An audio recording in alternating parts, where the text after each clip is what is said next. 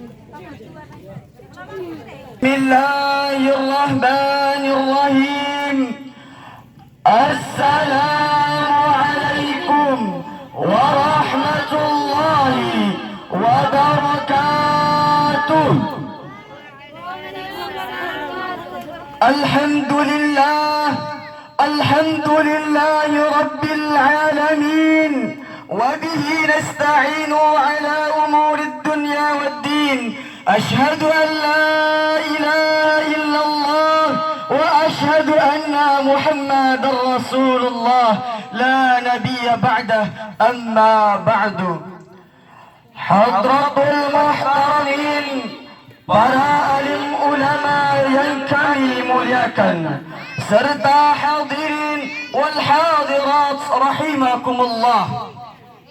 Yang pertama-tama, marilah kita panjatkan puji syukur atas kehadirat Allah Subhanahu wa Ta'ala yang telah menciptakan wanita yang begitu romantis, alis matanya bagaikan semut yang berbaris-baris, senyumannya yang sangat manis membuat iman seseorang semakin tipis. Salawat berbingkaikan salam tak lupa kita haturkan kepada seorang pemimpin yang tak pernah ketakutan, seorang proklamator yang tak pernah menjadi koruptor, seorang proklamasi yang tak pernah buruk hati, yakni Nabiullah Muhammad sallallahu alaihi wasallam. Karena jasa beliaulah kita dapat hidup di zaman yang penuh dengan ilmu dan teknologi. Hadirin wal hadirat rahimakumullah. Alvin Toffler dalam bukunya, beliau mengatakan era milenium merupakan era menjamurnya berbagai media komunikasi.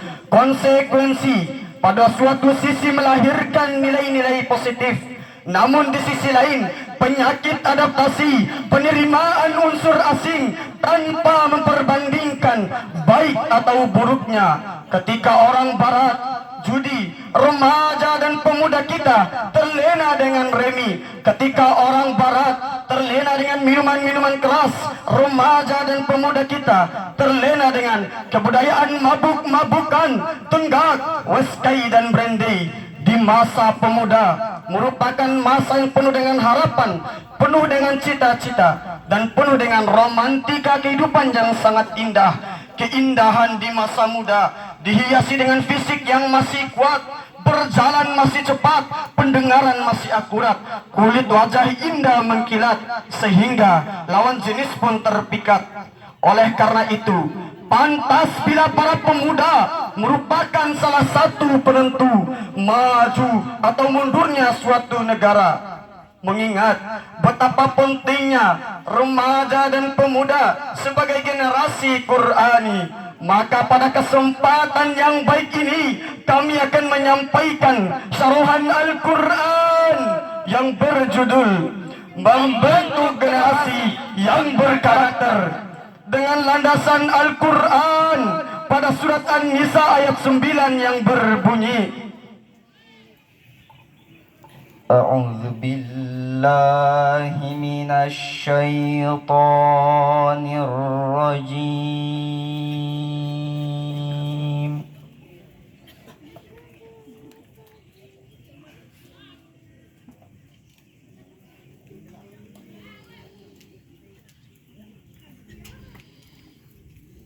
Bismillahirrahmanirrahim.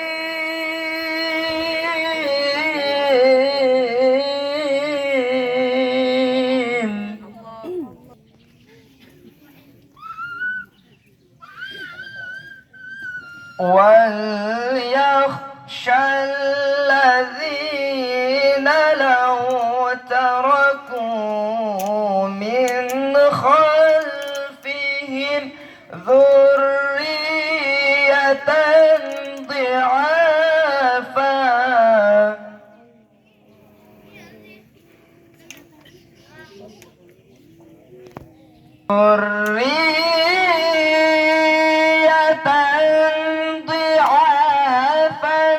خافوا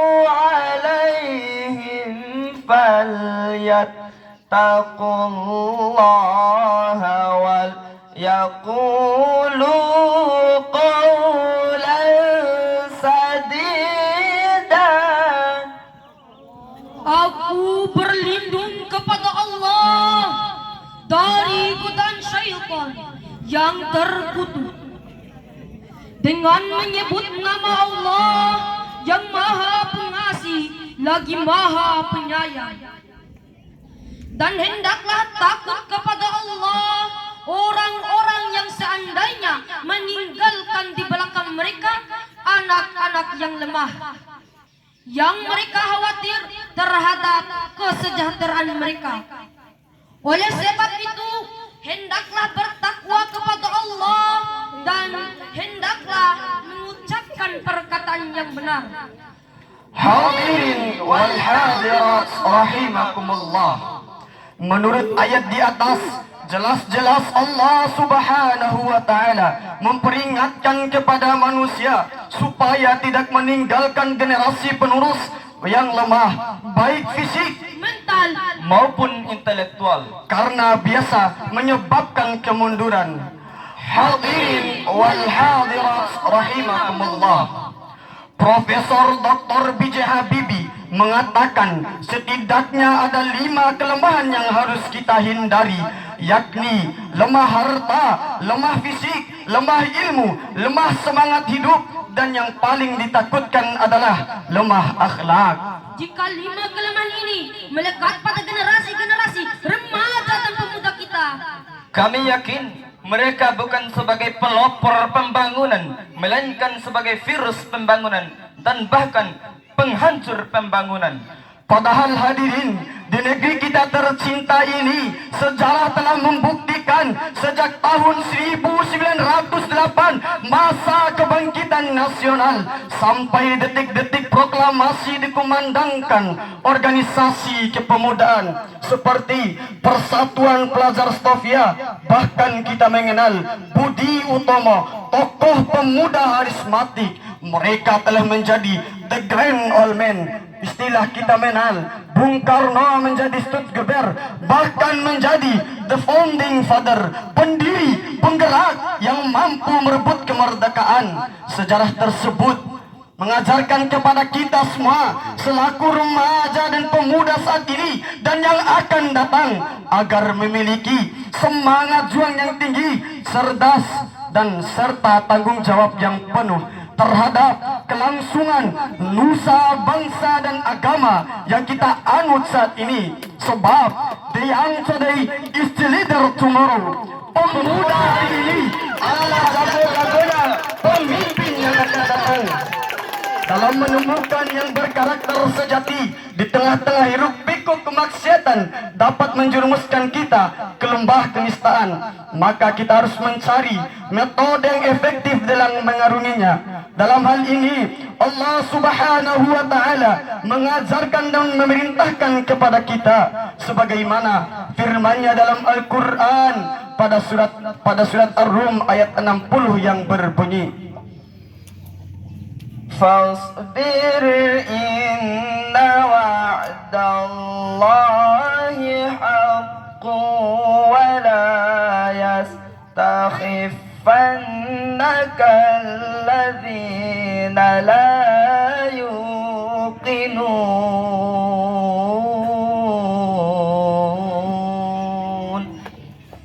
Sadaqallahul azim.